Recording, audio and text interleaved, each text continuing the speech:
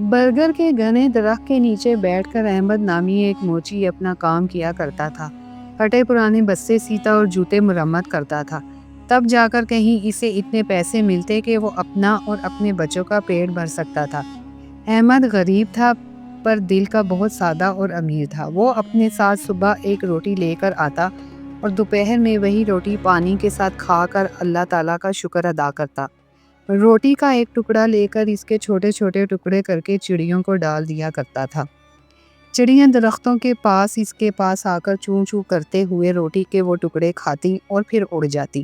کھانا کھا کر اور چڑیوں کو کھلا کر وہ تھوڑی دیر کے لیے برگر کے پیڑ کے نیچے آرام کیا کرتا تھا اور نماز پڑھ کر پھر سے کام میں مصروف ہو جاتا تھا۔ ایک دن ایک مسافر موچی کے پاس اپنا قیمتی جوتا مرمت کروانے آیا۔ وہ دیکھنے میں کوئی نیک آدمی لگتا تھا۔ اس نے سفید کپڑے پہن رکھے تھے، سر پر سفید ٹوپی اور ہاتھ میں تسبیح بھی تھی۔ اس وقت موچی کھانا کھا کر ٹکڑے چڑیوں کو ڈال رہا تھا۔ مسافر نے دیکھا کہ روکھی سوکھی روٹی میں بھی احمد نے ایک ٹکڑا چڑیوں کے لیے بچایا ہے اور پھر ہاتھ اٹھا کر اللہ تعالیٰ کا شکر بھی ادا کیا ہے۔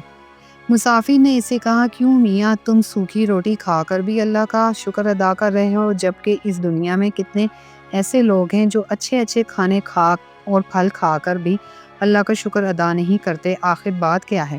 موچی نے کہا، اے محترم، میں کسی سے کم نہیں ہوں۔ اللہ تعالیٰ نے مجھے سب سے بڑی دولت صحت کی عطا کی ہے۔ صحت ہو تو انسان سب کچھ ہوتے ہوئے بھی کچھ نہیں کھا سکتا۔ میرے ہاتھ پاؤں سلامت ہے، کام کر سکتا ہوں اور صبر کی دولت تو میرے پاس ہے ہی، پھر میں اللہ کا شکر کیوں نہ ادا کروں؟ یہ چڑیاں میری پڑوسی ہیں، ان کا بھی حق ہے، میں پڑوسی کا حق اور نوالے سے ادا کرتا ہوں۔ اس سے میرا کچھ نہیں بگڑتا، اس سے میرا کوئی نقصان نہیں ہوتا، بلکہ ان کی چون چون سے میری ہمت اور بڑھ جاتی ہے۔ مسافر یہ سن کر بہت خوش ہوا۔ اس نے قرآن پاک کی چند آیات پڑھی۔ موچی نے وہ تمام آیات ادب سے سنی اور کہا، ان آیات کا مطلب مجھے سمجھا دیجئے۔ تب مسافر نے کہا، ان آیات کا مطلب یہ ہے کہ اے اللہ، بادشاہی کا مالک تو ہی ہے، جس کو چاہے بادشاہی دے اور جس کو چاہے عزت دے، جس کو چاہے ذلت دے، تیرے ہی ہاتھ میں بھلائی ہے، بے شک تو ہر چیز پر قادر ہے۔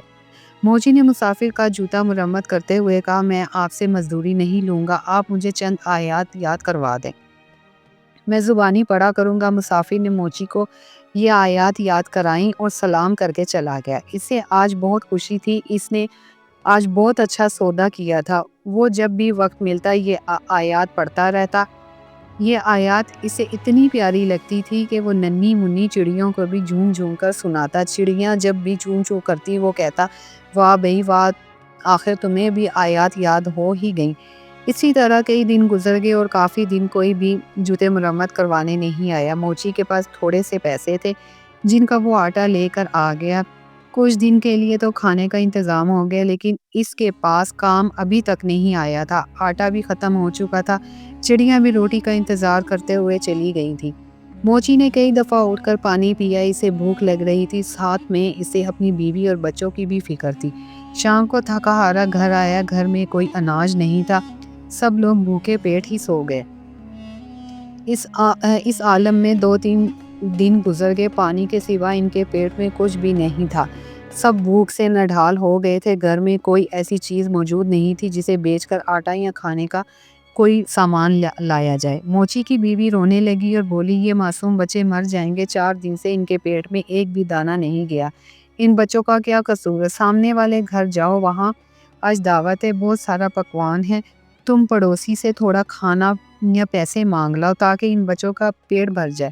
موچی اداس بیٹھا تھا، کہنے لگا، سامنے والا پڑوسی سیٹھ سلیم بڑا گھمنڈی ہے، بے حد مغرور ہے، میں کسی کا احسان نہیں لینا چاہتا، مگر ان بچوں کی حالت مجھ سے دیکھی نہیں جا رہی، مجھے اس سے کوئی امید تو نہیں، پھر بھی اگر تم کہتی ہو تو میں چلا جاتا ہوں، شاید اللہ اس کے دل میں رحم ڈال دے۔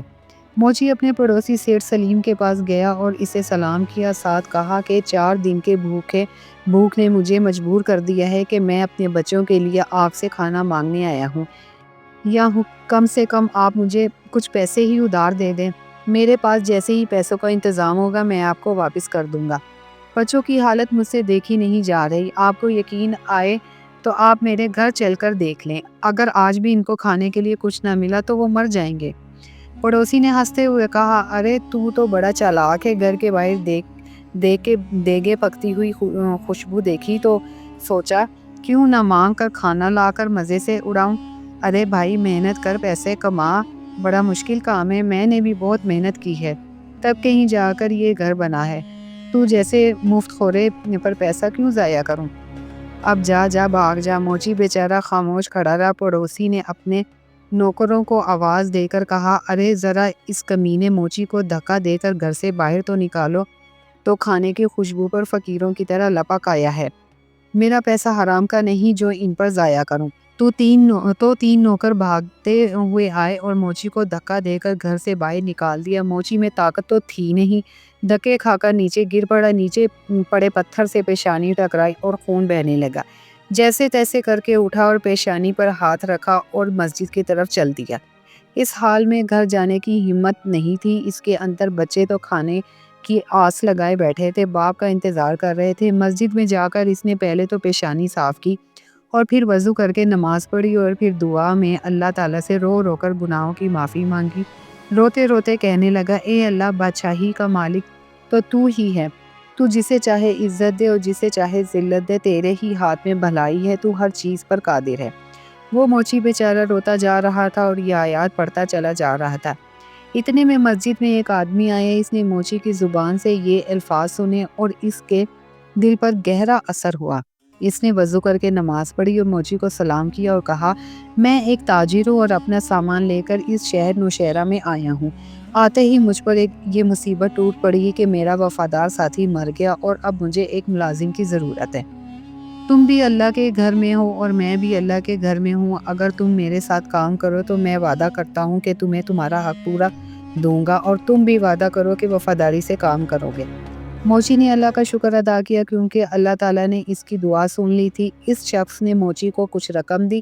موچی نے تاجر کے ساتھ مل کر کام کرنا شروع کر دیا۔ تھوڑی ہی مدت میں اس کے پاس بہت سے پیسے جمع ہو گئے۔ جب سوداگر اپنے وطن واپس جانے لگا تو موچی نے خود تجارت شروع کر دی۔ اللہ تعالیٰ نے برکت دی اور وہ موچی کچھ ہی عرصے میں شہر نوشہرہ کا امیر ترین آدمی بن گیا۔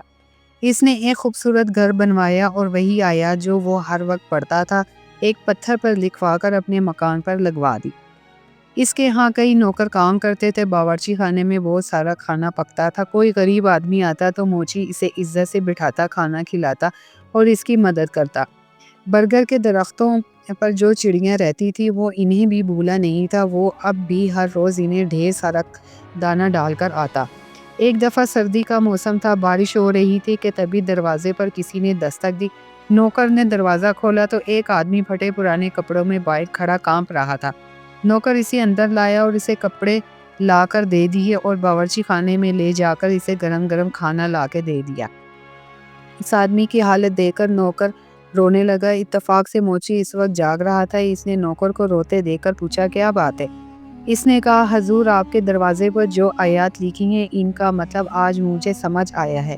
ابھی جو فقیر آیا ہے چند سال پہلے وہ بڑا امیر آدمی ہوا کرتا تھا۔ اس کا بڑا مکان تھا، اس کے پاس بہت سی دولت تھی، مگر یہ شخص ہر کسی کو حقیر جان کر اسے ذلیل کیا کرتا تھا، کسی کو صدقہ خیرات تک نہیں دیتا تھا، اور آج اللہ تعالیٰ نے اسے خود فقیر بنا کر یہاں بھیجا ہے۔ میں اس کے گھر میں ملازم تھا، میرا بچہ بیمار پڑا تھا، میں نے اس سے کچھ روپے مانگے پر اس نے مجھے دھکے دے کر باہر نکال دیا۔ میرا بچہ علاج نہ ہونے کی وجہ سے مر گیا اور آج اسے اس برے حال میں دیکھ کر مجھے رونا آ گیا۔ واقعی اللہ تعالیٰ ہر چیز پر قادر ہے، عزت اور ذلت اسی کے ہاتھ میں ہے۔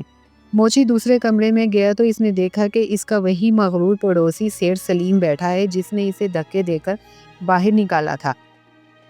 موچی نے اس سے سلام کیا اور کہا، میں آپ کا وہی غریب پڑوسی ہوں جو موچی کا کام کیا کرتا تھا۔ ایک بار کئی دن کے فاقے نے مجھے آپ کے در پر جانے کے لیے مجبور کر دیا تھا اور آپ نے مجھے دھکے دے کر وہاں سے نکال دیا تھا۔ میری پیشانی پر اس دن لگنے والی چوٹ کا نشان اب تک موجود ہے۔